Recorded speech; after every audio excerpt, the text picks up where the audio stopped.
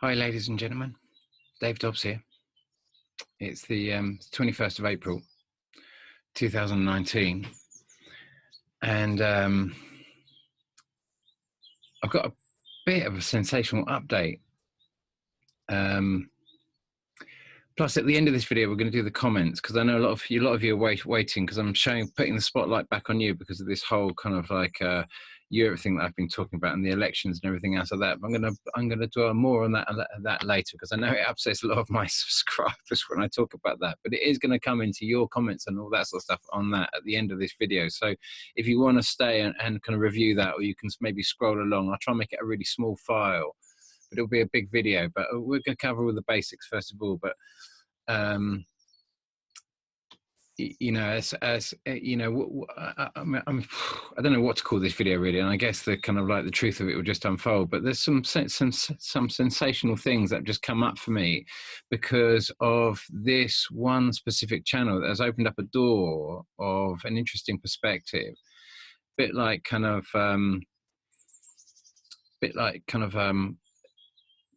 Jeff P, kind of Nigel's view on things, that sort of like this sort of ilks. People are focusing much more where I kind of focus on the kind of like this twin tail object. Let me just go over to her channel. I think it's in Safari there, yeah. Press share there. So what's her name? Her name's Julie Griffin. These are her videos. When do they go back to? Let's just scroll right down to the bottom. So they go back to she's only had the channel up 7 months, and if I just slowly kind of like drift through that, you're getting an idea of these shots. I mean, look at this. What is going? This crazy square that people are talking about. She's capturing it all. Let's just very slowly just look at some of these thumbnails that she's got in this thing. I mean, what is this thing that keeps reappearing, and she's catching it multiple times here? I mean, it so looks like the Death Star, doesn't it? It so looks like the Death Star at Star Wars. I mean, Julie's not alone. You know, there's many. These are all webcams. These are all webcams. These aren't things that she can manipulate herself, I don't think. You know, pretty much. I've been scrolling through quite a lot of them, and they're all webcams, and she lists where they come from. But we're gonna. I did see something that really caught my eye. I think we've done that. This one here, look at that. Doesn't that look like the Death Star? Various shots of it clearly spinning. Look at this, lots of different perspectives. You remember that, you know, when Elon Musk sent his car into space, and we had that image of that big blue and that big red thing that, you know, sends a car into space, costs kind of like nigh on 300 million to send a car into space. So you could say it was a big advert, a big promo to kind of sell cars, but an advertising kind of like stunt like that sort of cost is kind of like, it was going to pretty much write off a lot of the kind of profits that the car makers, even though probably it was, you know, it's probably paid for with taxpayers' money and everything else like that. I mean, they're sending a lot of these kind of like SpaceX heavy rockets into space at the moment. So it was an advertising thing. It did prove very successfully and a big stunt. But nonetheless, the car was lost. And the the only thing we have from it was from a camera that was on board it. It lasted for 6 hours. And then it was, the car overshot, the car's gone. Everyone's questioning whether the car even still existed, or whether it was even sent into space, whether it left even more kind of like, you know, more kind of questions than answers. And it's completely overshot. The car's gone. And the only thing we've got is this 6-hour footage that shows these two same spheres. And we're talking, oh, it's lens flares. And yet this is all that we get from this, is this bit of footage that's been back from space of this red and this blue sphere in space, as if Elon Musk just wanted us to really see this and nothing else. The car is gone. We just have 6 hours footage of what everyone says is 2 lens flares. And here we have all these other epic shots of this red and this blue thing. I know they do seem like lens flares, but it's almost as if there's this obfuscation technique. Is like a lens that kind of like, it alters the focal point. So we focus, the lenses in our eyes are obviously bringing a focal point for the light that's coming in us. We wouldn't be able to focus it. We'd need a pinhole camera, wouldn't we? We know that from our school studies. You know what I mean? When we were infants, that we make a pinhole camera, and we narrow the rays down. We reduce the light massively, but we don't need a lens anymore because it's such a narrow beam of light. So we use lenses to create that focal point of the narrowing, so we can actually have a focal point. Now imagine if this lens is not actually hiding anything, it's just taking it all out of focus, so our eyes naturally can't focus on this. Because the focal points it's messing with those focal points, but nonetheless those focal points are obviously there somewhere, and we get to see them, or they get picked up at different points when other lenses, like a camera, is going through and it's trying to find its point where it's trying to focus, it's trying to find its optic, its depth of field. And so it goes for a range and it picks up on all these different things, so it automatically stops on them, if you like, to sort of like to try and find that depth of field. So the camera unwittingly kind of pulls out these kind of these what to our eye are completely invisible, because we haven't got that ability to kind of explore that same depth of field in the same fashion, because we're not aware that something is there. I mean, truly, I don't know, but I'm just going to keep going down and just stop on a video that I was looking. I just discovered her. She just came up on my feed, and you know, Google is really restricting.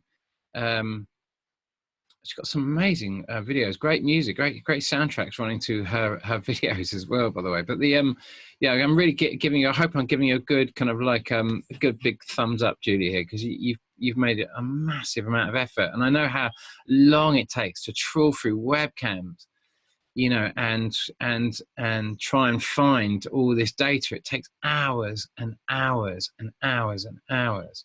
So what was that? The one I saw recently? Oh, this was the one. So we'll just come over to this for a shake, and we'll just disable the music, actually, because so if we just go to this one where I can see we've got some dates around here, haven't we? So that's the 1st of April 2019, and we're just seeing these kind of anomalies. They're just the further we go back closer to February, we'll notice in some of her videos that but she's seeing all these strange anomalies here, and then we're going back to, so we're in March 2019. Is that March 2019, or have we jumped forward there? Okay, so here we're going to October 2018. Now, the reason I bring my attention to this is because it's strange that we start getting these kind of like, we're starting to get these same things now as we were getting in October. And we've been seeing these patterns consistently. These big kind of like, these big anomalies with around the sun, where these unusual things are seem to be a little bit clearer and are being caught all over the place. And if we go over here, it's just spectacular, aren't they? It's just utterly spectacular. You know, remember we're looking in the sort of October sort of position here, and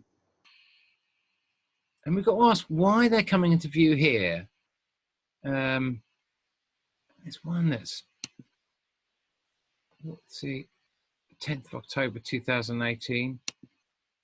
Look at it, it's just magnificent, isn't it? Now, the reason I'm gonna, and if we see there,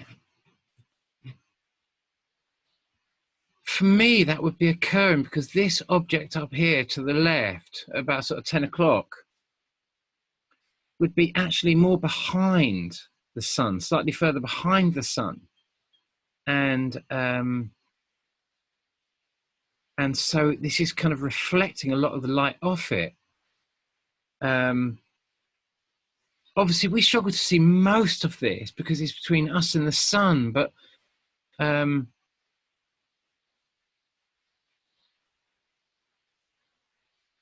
and you know, I just wanted to, if I come over now to this image that this was on the 10th of April. Mike Taylor sent me these images. Um,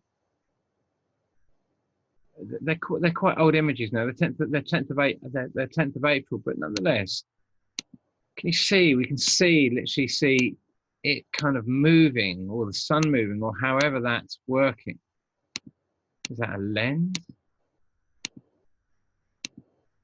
You know, truly, we don't know what this is. I sent a few, and this was on the this is also on the 10th of April. These are FAA cams, aren't they? So. Um,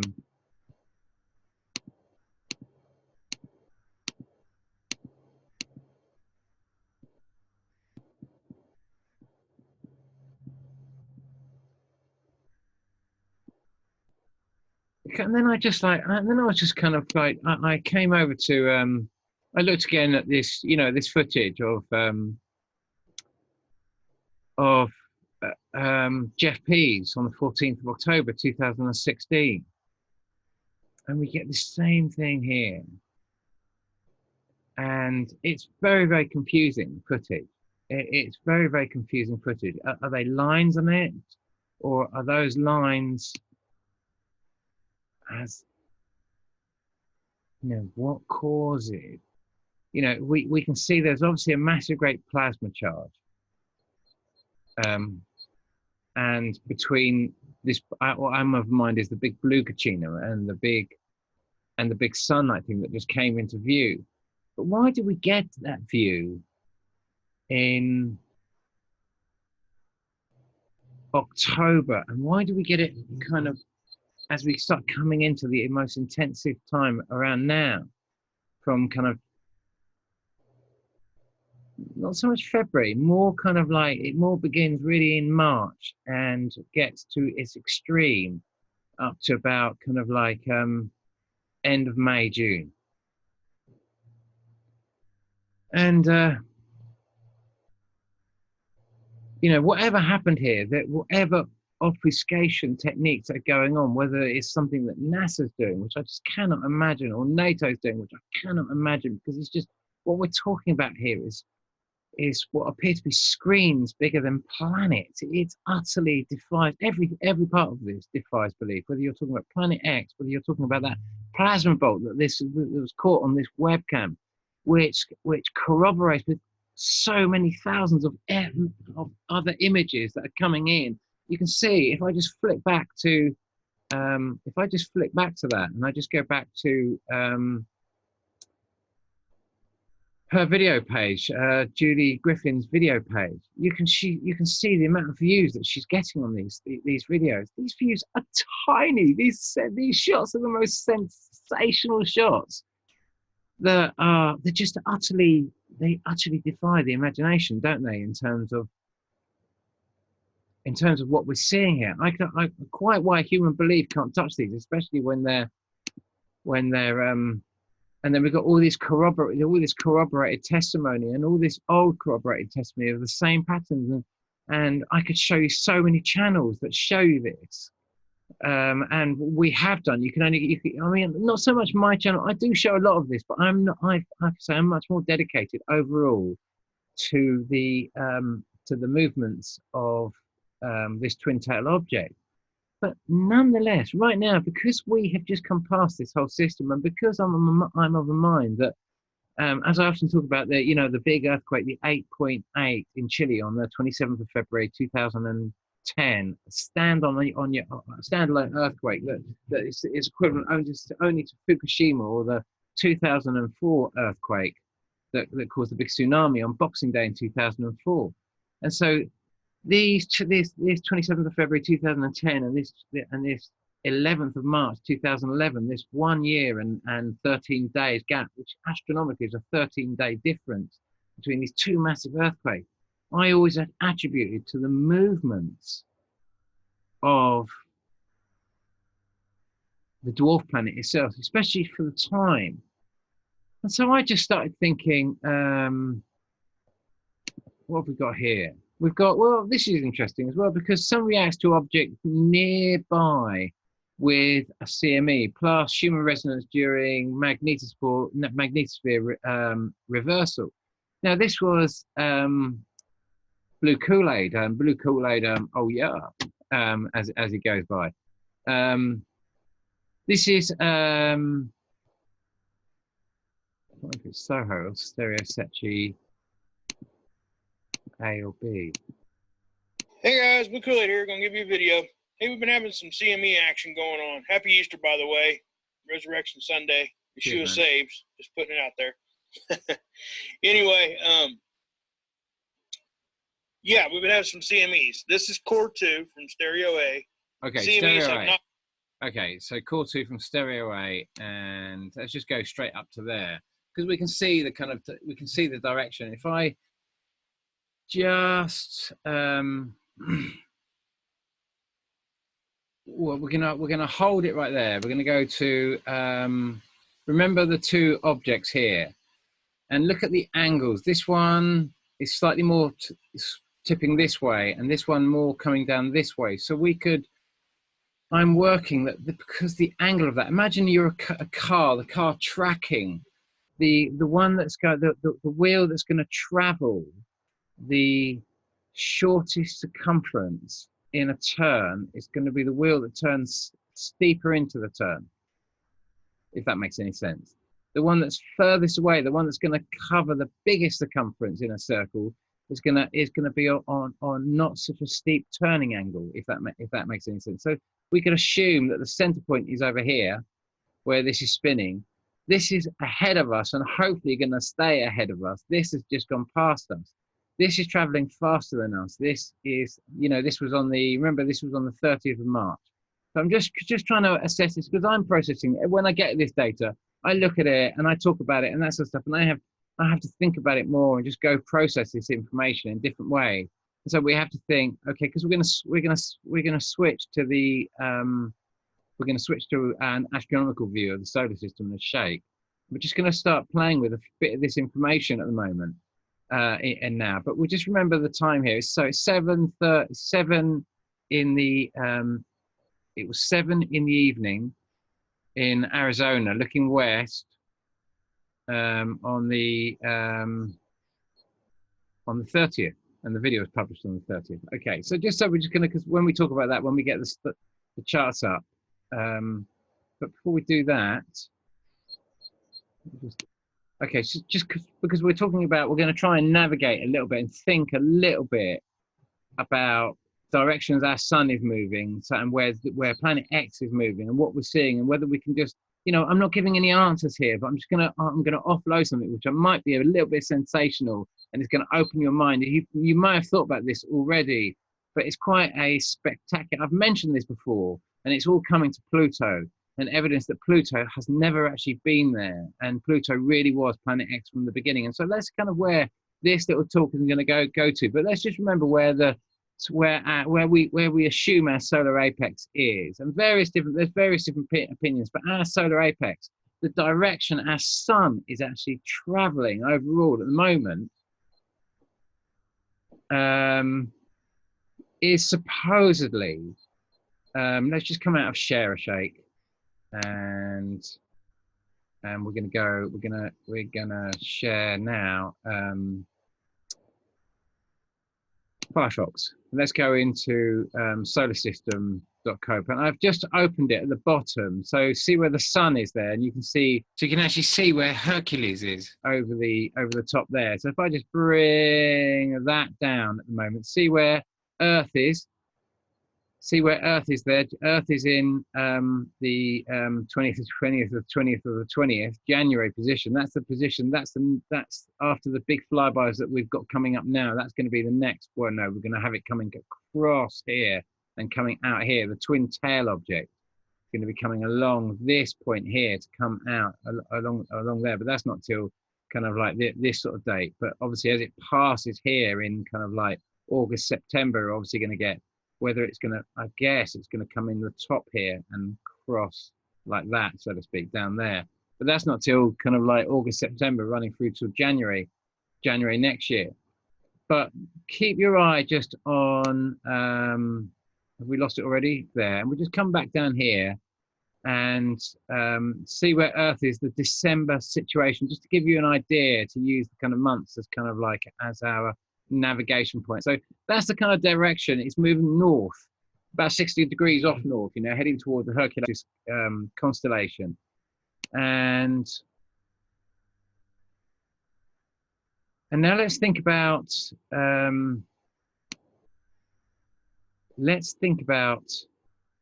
where I'm positioning. I'm personally positioning planet X.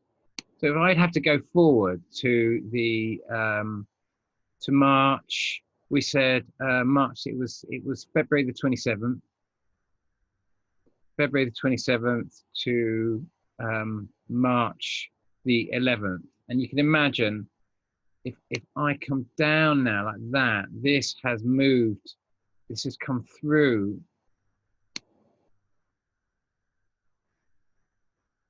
Would it be the opposite direction? You can get, I mean, truly, I don't know here. Truly, I don't know. All I can say is that we seem to get, when it's between us, imagine if it's here and it's dropped down.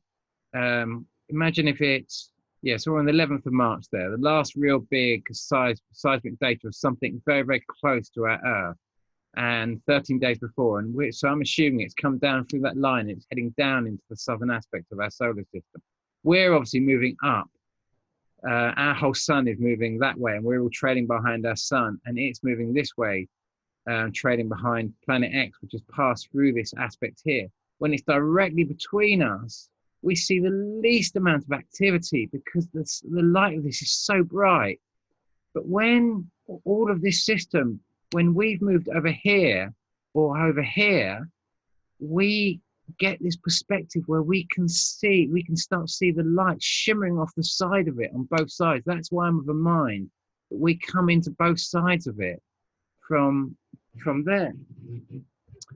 So I was playing with this, and I just thought,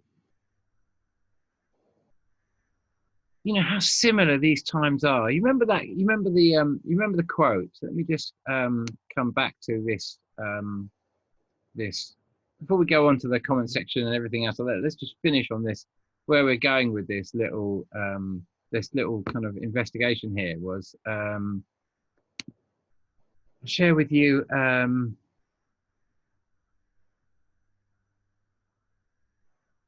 Yeah, that this specific quote here, this one that what was his name? Jacob Israel put up on his channel. He put it up absolutely ages ago, and he had millions and millions of views on this quote after finding this. He probably got far more views on the quote via his YouTube channel than The Verge ever did when they published the interview. I don't know that to be true.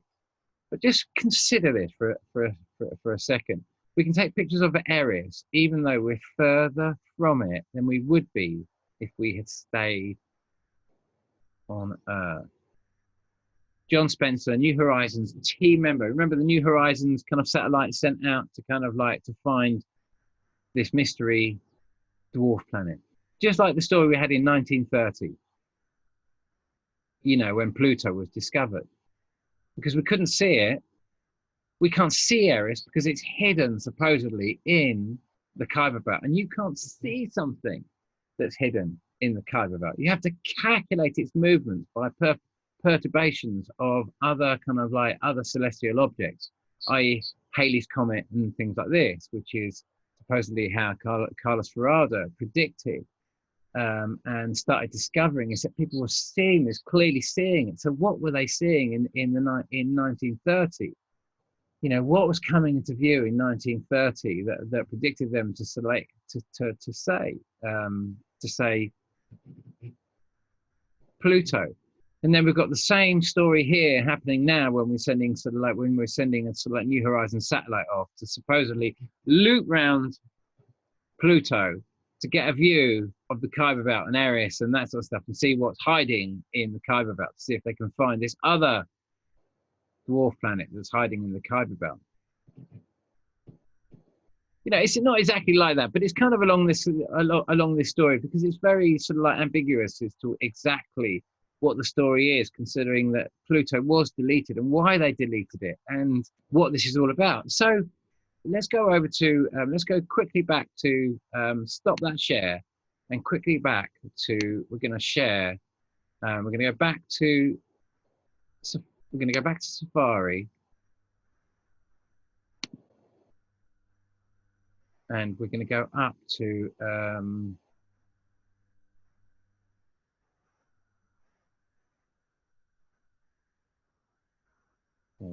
guru. Aha.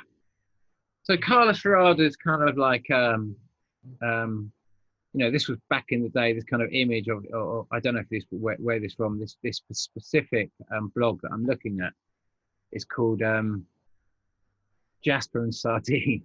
I don't know, Nibiru, the greatest mystery of the modern era. But I just stuck it in. I was just looking for images, and it took me to this. It took me to their kind of like their blog, and this is as good as any kind of image to kind of like get this idea that Carlos Ferrada predicted this passage here in 1939. He said, you know, thousands of people would die in Chile. He said on the 24th of January 1939, the year the Second World War began. Remember, in 1938, in October 1938, Orson Welles rerun the kind of like the H.G. Wells kind of War of the Worlds, and kind of like and made everyone think it was an alien invasion. And then there was a massive attack on fake news, and that whole story that took us into that big January passage, which he predicted. And then he said that it would, the earthquake occurred. It was 4 days before he said, but it was right where he said everyone was just sitting, waiting, thinking you're a madman. Remember, just before, 9 years before this, we're seeing this crazy thing in the sky, and suddenly everyone's saying, "Oh, we've discovered Pluto," and that sort of stuff. Remember this, the first dwarf planet ever discovered, Seti B or Mira, maybe Seti B and Mira. You know what I mean? Discovered in 1596. That's just 1596. That's just like that's like 1596. That's 17 years before Galileo would make his big discovery of a massive planet up there. You know, whatever he thought it was. Did he think it was Jupiter and its moons? I can't remember if he thought it was Jupiter and its moons, or it was Saturn and its moons. But it was that was his big discovery, and I think around about 1613. But it was there was all this big activity going on around that time. So it's very important that we remember that he said we would see it. We would see it as a big moon in 1999, and of course that's where my timeline begins, where we see Comet Hale-Bopp in 1997, 98, and then we are in NATO kind of like obfuscation since then, not even knowing that what's going on and what's being concealed from us. We have no clue.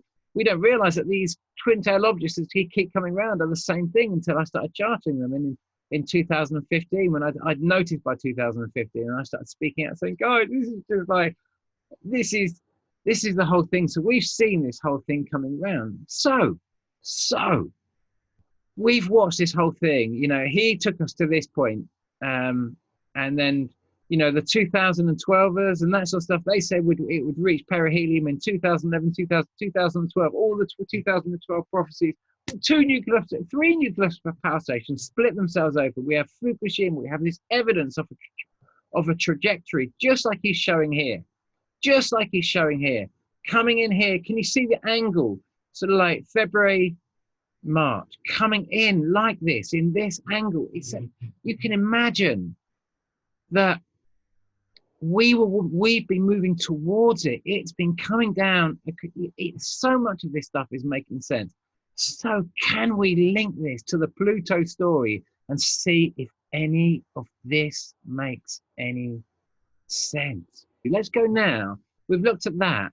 Let's look where Pluto was when Carlos Ferrada predicted this point of the passage on the 20th of January, 1939. Let's look where Pluto was when it was supposedly discovered. Okay, so let's stop the share. You guys are going to like this. It's going to get quite interesting. going to get quite exciting. Okay, guys, many of you might have done this research. I mean, you know, I have to, you know, you can see why I've kind of started playing a little bit with not solar system scope. I've kind of moved up a little bit now, and I'm going into Universe Sandbox, which my computer barely runs because it's only got 4 gigs of RAM, and so it's a game basically, except that you can just set all these different what if scenarios. And I'd really recommend you all starting to get to this, and all you subscribers out there that said, Dave, get on Universe Sandbox now and start playing with this. And obviously you've seen me play with it a few times, and I've got a kind of like, I've had a couple of we've realized that there are errors in the kind of standard model, unless there's another standard model that isn't kind of like one kind of digit, one, I don't know how to say it, you know, they've dropped to 0 on all their kind of like on all their orbital on all the planets' orbital diameters in the basic model. So it's all about out. And so what would happen? You know, one thing I've really realized recently, that's the thing I was going to show you on going back to Kool-Aid's shot. So let's just pop back. This is where let's go back to solar system scope.com. Before we go to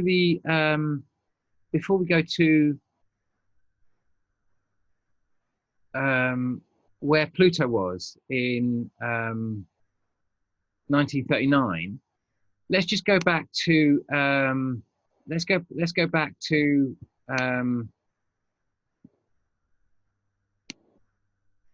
way back. Let's go back to now.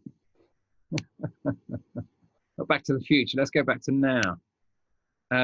Let's go back to April. We're around about 23rd again. Can I get the 23rd? No, look at that. Got to April 23rd straight away. That's completely. So let me just bring that. So we've got. So that's our present view at the moment. If we were at Soho, we'd be looking at the sun. When you're looking at Soho's solar observatory, you're looking at it from that angle. But obviously, Stereosecchi A, as in stereo ahead, is kind of at this angle, as Stereosecchi B would be this angle around about here. I'm not too sure how far forward, but it's quite far.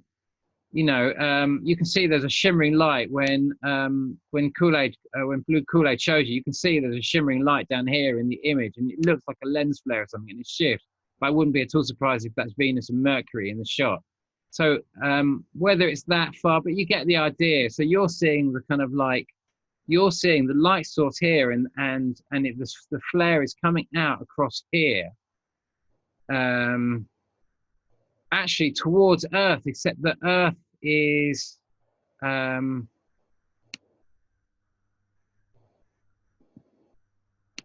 it's kind of behind, it's kind of over here, isn't it? It would be kind of over here. And so I would imagine that if I come back over here and I bring Earth back round, you know, to where that light source is, it's exactly where I'm imagining the dwarf planet that passed the ecliptic on 2011, 2012, just like all the kind of like the 2012, you know, the whole kind of 2012, well, those were into the kind of like the Hopi kind of like timeline.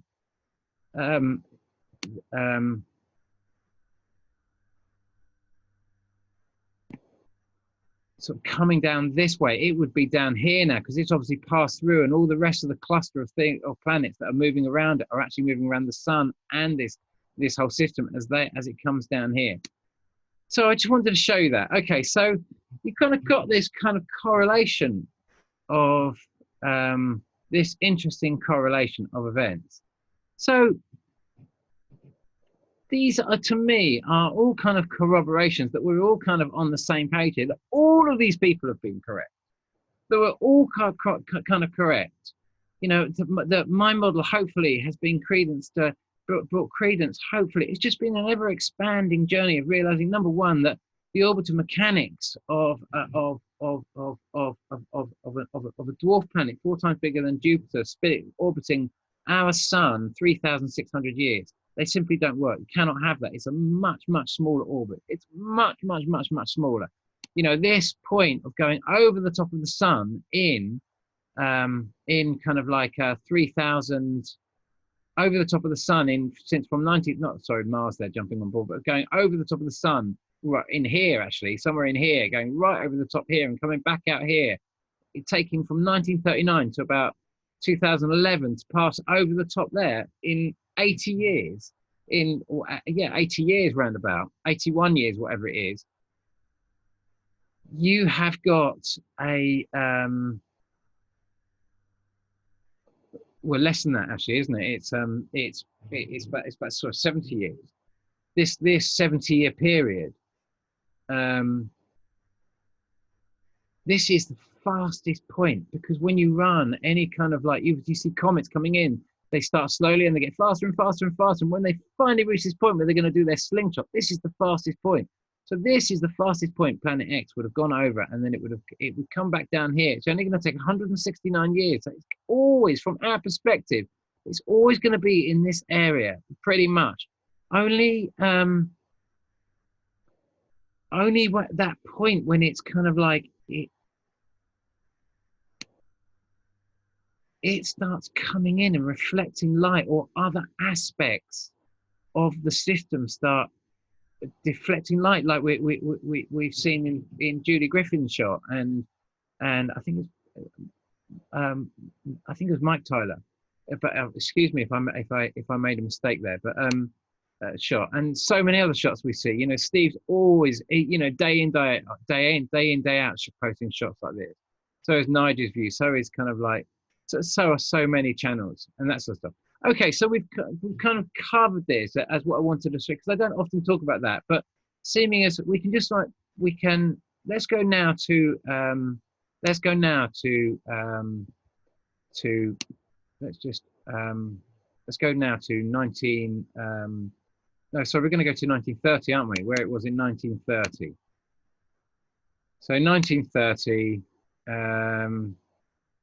there's no specific date in 1930, I don't think. We'll just keep it, well, let's have seeming as all the other sightings have been around about January.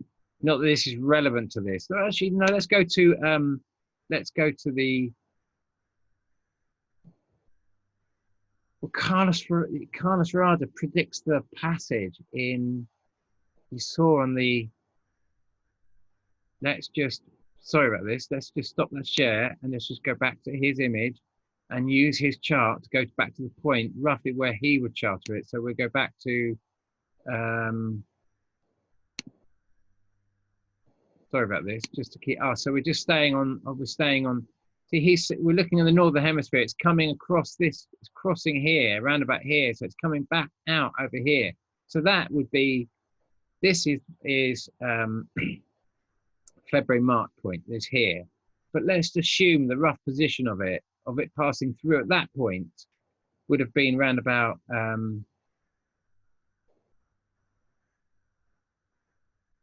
mean, it's so difficult to say. This is an impossible diagram because this is a ballpark figure of how this knows. But just for argument's sake, because obviously Pluto is going to move very little in the number of months we're talking here. It's a very, very slow moving planet.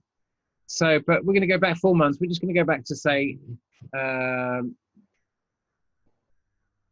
February, January, December, November 1930. So we're going to stop the share and we're going to go back to Firefox here. Join share. I can hear my computers, the fans going faster, so apologies for the noise there. Running solarsystemscope.com whilst I'm doing all the rest of this is obviously making a bit of noise, so apologies about that. But so we'll try and get out of this as quickly as possible. But we're going to go back to, going to go up to November 1930. And we're going to have a little look at where Pluto is exactly in its, so Pluto, we're going to get Pluto right in line with the sun there. We can see the sun We've got Pluto there. We're going to get it right in line with the sun, so we can use 12 o'clock and 6 o'clock positions more easily in this. Okay, can you see that Pluto's there and we're directly behind? We're in a kind of 6 o'clock position to the sun with Pluto. So let's just, is that quite right? Could we go a little bit more that way? Maybe not, maybe, but you'll get, well, just, this is just ballpark figures. Okay. Okay. So now let's look at that on the ecliptic and just keep that going like that. Maybe a little bit higher. Look at that. Okay.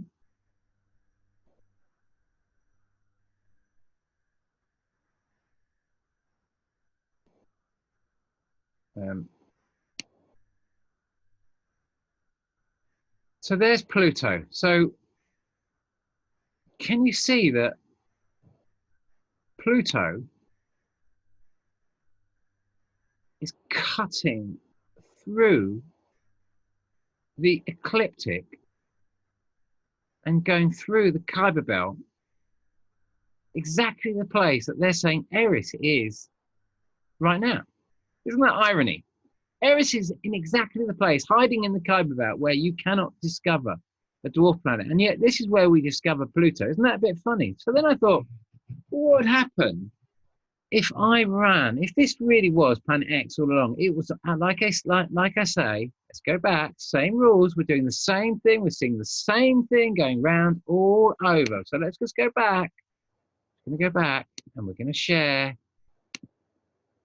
Jacob Israel's discovery of what a New Horizons team member said.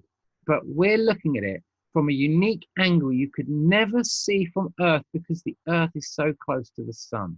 So we can kind of get the gist that they're saying he's leaning towards the idea that this is actually closer to the sun, but we cannot see it because of the glare. That's what he's kind of saying in this, in my opinion. It's a very, very concealed message, but you can see that this has been articulated for a very, very real reason, because they obviously want to tell us, but not directly. So guys, come on. Given all the information and given what we can really see Pluto was and why they deleted it, and what they're really trying to tell us is, if I run Pluto now on solar system scope.com from where it is now to where it is in 1939, where we've got it on solar system scope.com, where will it cross the ecliptic?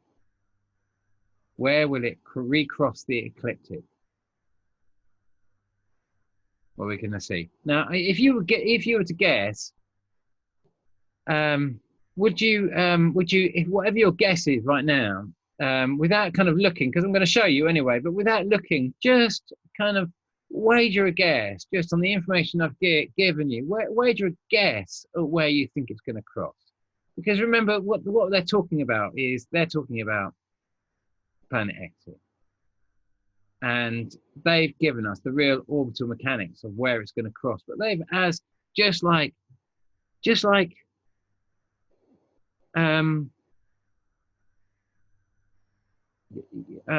Sitchin with the 12th planet, you know, oh, it's Anunnaki, you know, coming in on a 3,600-year orbit. It just doesn't work, guys. From a galaxy far, far away, it just doesn't work anymore. See through it. They're trying to give you the truth, but all they're trying to make it look as if it happened a long time ago in a solar system far from yours, in a galaxy far from yours. No, it's all about us. This is our story. It's all happening here and now. God, this great thing, this great theological power that is Planet X, that's always been right here. This great story of driving you into this crazy story, the end of the world has occurred every 169 years.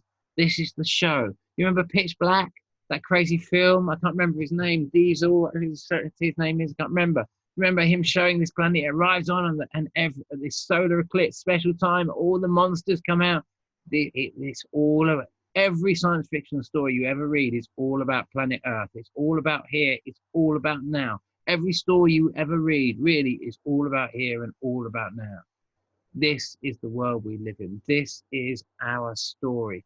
The cabals control this story. So come on, guys. Are you ready? Are you going to have a look? You know, I'm teasing you here, but guys, you know where this is going to end up. You know where this is going to cross because you know what Pluto really is. You know where it's going to cross the ecliptic, don't you? When I show you, you know. Because you know what Pluto really is. You know what they're trying to tell us. They can't tell us because they've controlled this. Because this is military information. Because wars are conducted by forcing your enemy under the wheels of our own gods. By each nation desperately trying to drive the other nation into a war maneuver when you cannot go to war. This is how the Catholic Church in the days when Roman Catholic times. You remember the Roman Catholic times when that had been the great power. You know, where the great power had been more sitting in kind of like in Spain, and then the Spanish were drawn into conducting a massive invasive maneuver just when this thing was coming in 1588. Went straight under the wheels of it. All the nations trying to push all the other nations into war. And if they go, they take us all with them because this earth cannot support this type of war. We have to hope that we kind of don't go into war. And, you know, America is desperate for Europe to kind of go into this war with kind of Russia, everything. Well, not America, NATO is driving both of us into both sides of kind of like driving America to drive this, driving Britain to drive this, driving every point, everyone driving every other nation. You know, China releasing their massive currency now and putting all their big islands on the other side to draw America into a massive, great attack maneuver right now. The worst thing they could ever do. Everyone on the edge of their seats, ready for World War III. Everything piped up, ready to try and draw the other into a state of attack. Always remember Pearl Harbor, putting all the ships in Pearl Harbor, drawing the Japanese to attack, constantly trying to get the other one to attack. Because whoever attacks, whoever goes into war when this flies by, is on the aggressive. It goes under the wheels of this because this does not tolerate war. That is the rule. And this thing, and everyone tries to cover it up. Each nation burns all the books and kind of makes it all disappear and tries to make it look as if there's something happening a long time ago. Guys, come on, let's look. What is the point? Pluto crosses the ecliptic. Let's go to solar system scope.com. Let's just let's get an aerial view of that, and let's go let's go the other way. Where is Pluto? I'll go further. Where's Pluto gone?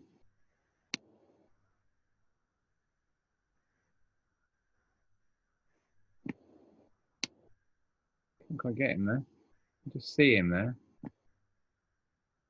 So we've moved a little bit. Pluto, so let's bring, 19, about, if I bring it over to here and I bring that around there, so we're just going, we're at that 6 o'clock position again. We are going to come round to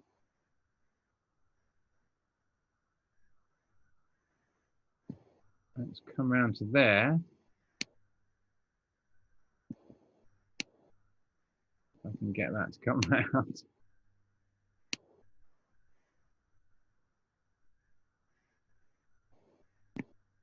And we're going to turn that up.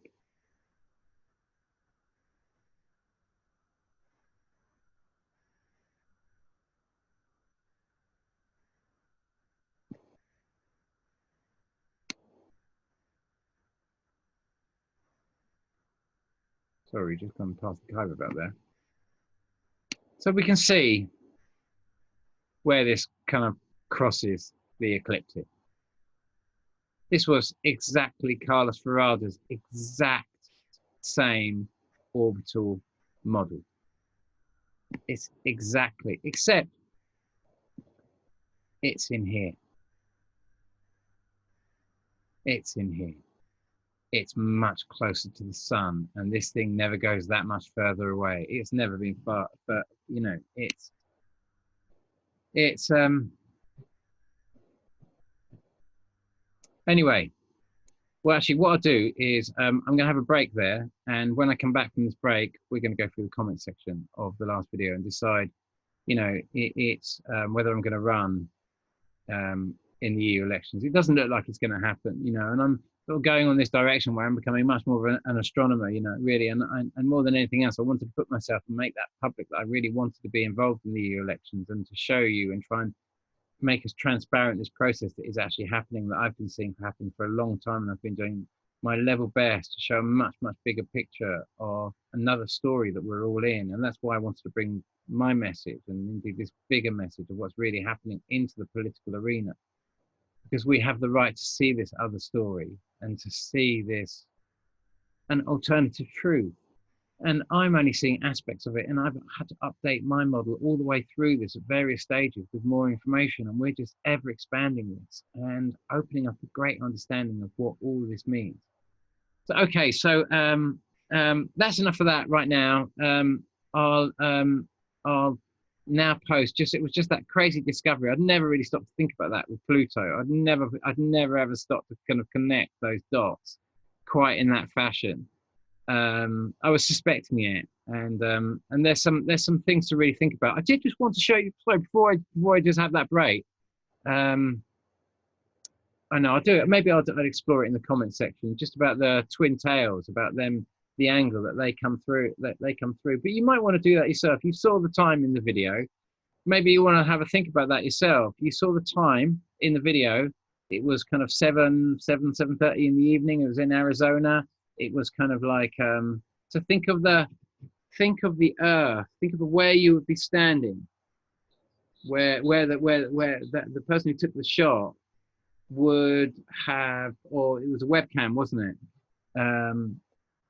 From Arizona. It was looking west. It was 7:30 in the evening. So just picture that as the sun's going what quadrant of the sky that you would be seeing as that's going down. And I think you're going to find, if you see that, that's going to be exactly where I've got them coming in, and my model coming in from that northern aspect, kind of just before we go into the night sky, but both coming down. One's just gone past us effectively, and because it's above us, so to speak, and it's going across, and one is obviously one's just gone past us, sorry, and one is obviously just coming in now, but it's ahead of us. That's why we can see both of them in the front, if you like, from the same perspective, because obviously Nibiru is actually ahead of us at the moment, and staying ahead of us just a little bit, and it's technically traveling faster than us, but obviously all those asteroids and everything else like that we're getting close to the orbital track of all those asteroids as it ever tracks down closer towards the ecliptic plane itself. So lots and lots and lots of crazy stuff going on. You know, you've got to try and get a kind of like, we've all got to try and get a window on how we're perceiving this. And I'm just trying to, from this perspective, just try to take another bit of a look out of from the solar system, from a kind of like another kind of giving another dimension, looking in, sort of thing, another perspective there, to try and start kind of piecing this together. So okay, I'm gonna have a break, have a cup of tea, and then I'm gonna go straight onto the comment section, and we're gonna review that. And those of you who want to scroll through that, you can review, and we're just gonna bounce these comments back. So thanks for that. Take care.